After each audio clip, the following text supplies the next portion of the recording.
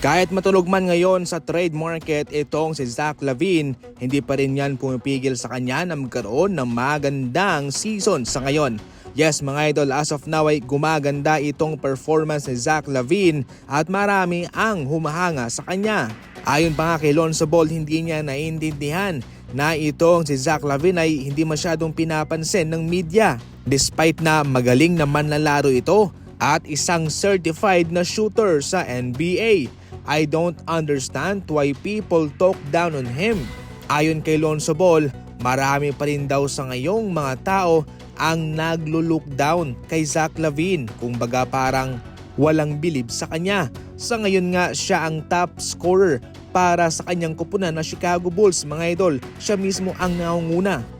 Ayon sa datos, si Zach LaVine sa loob ng 36 games ay nag-average ng 24 points sa kanyang 5 rebounds, 5 assists and 1 steal per game. Take note na 29 years old pa siya mga idol.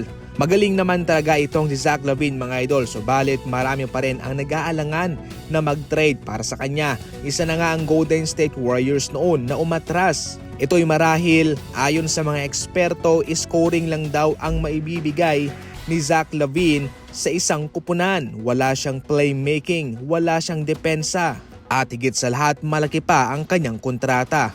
Pero sa ngayon, kitang-kita naman na ginagawa niya ang kanyang makakaya mga idol na ipakita sa mga tao na mali sila sa kanilang inaakala. Siyempre, dahil sa kanyang ginagawa sa ngayon ay pinalalakas niya yung kanyang value Samantala, siguradong matotrauma daw itong si Victor Wembanyama sa kanyang na-experience sa pagbibigay ng jersey sa mga batang fans. Hindi nga ako makapaniwala si Victor Wembanyama mga idol na yung jersey na kanyang ibinigay sa isang batang fan ay inu-auction na sa social media. Sa pinakalites na impormasyon, umabot na nga ho sa $10,000 ang auction sa nasabing jersey.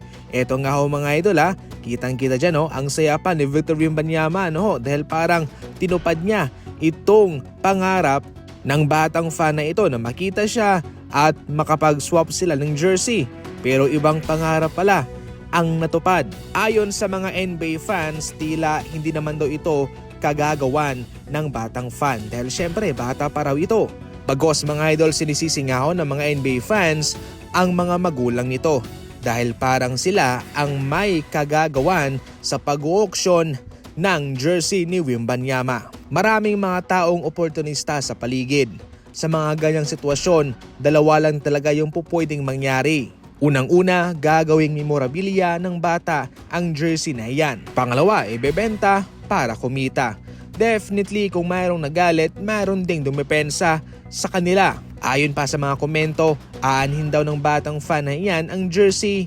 Mas mabuting ibenta na lamang daw. Para sa inyo mga idol, ano ang komento ninyo patungkol dyan? I-comment lang.